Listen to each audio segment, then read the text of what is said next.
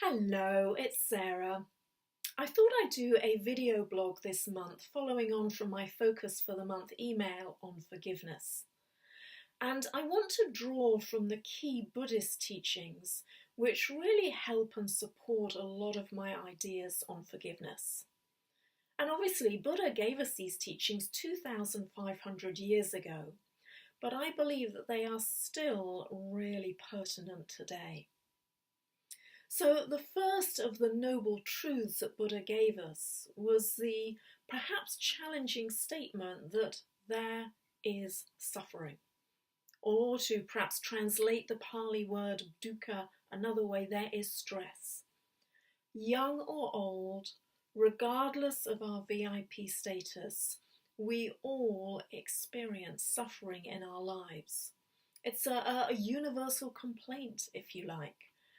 And I think the more we can accept that, the more we can recognize that it's not just us that's suffering, that actually many people are suffering at this moment in time, the easier it is just to help us come to terms with our suffering and also perhaps begin the process of forgiveness.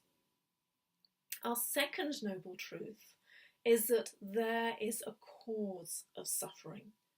And Buddha taught that the cause of our suffering was clinging.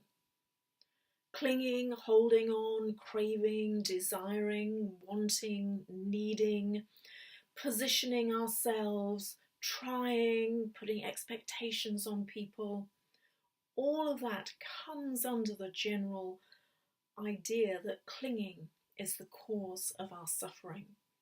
And we can see that we do it in our relationships. We try and cling to those things that we desire, hold on to experiences that we are enjoying, and likewise resist and move away from those experiences that we're not enjoying.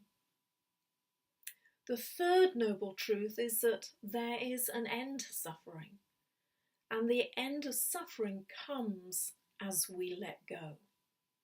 And I think this is where forgiveness really fits very nicely into the Buddhist teaching, because often to be able to let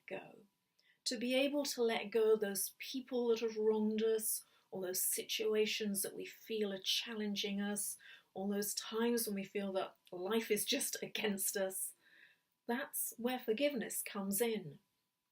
Being able to let go of our attachments to what we want to have happen and our expectations of how people should treat us, and actually move to that place where we not only let go of our pent-up negative emotions, but also let go of the person, the issue, or the event that is causing them. And as we let go, we get to really what is a very advanced place, which is that of equanimity. And equanimity is not an indifference, it's not an apathy, it's not a lack of care or concern, but what it is that evolved state of being non-preferential. So we're not preferring one set of circumstances against another. We're just being able to be mindful of and present with whatever circumstances come our way, and perhaps soften a little our labels that we place on those circumstances as either good or bad.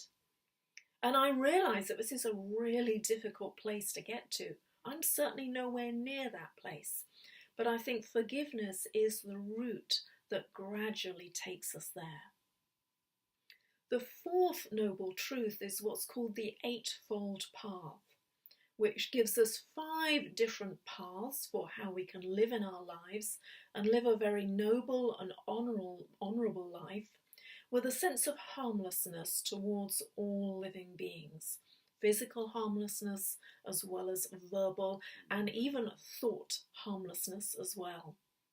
And then the last 3 parts of the Eightfold Path are really looking at internal states, how to cultivate good qualities in the mind, how to weed out the negative from our mind, how to be mindful so we're able to keep our concentration in the present moment, and also how to develop concentration, how to place our concentration where we want for as long as we want.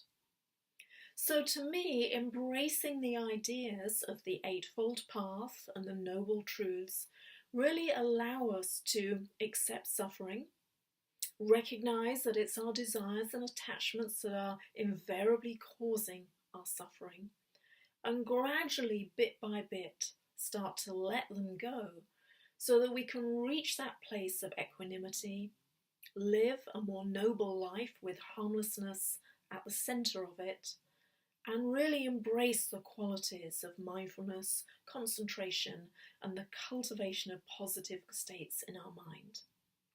So I hope that's given you just some food for thought to perhaps take the discussion on forgiveness a little bit further. Thank you. Bye-bye.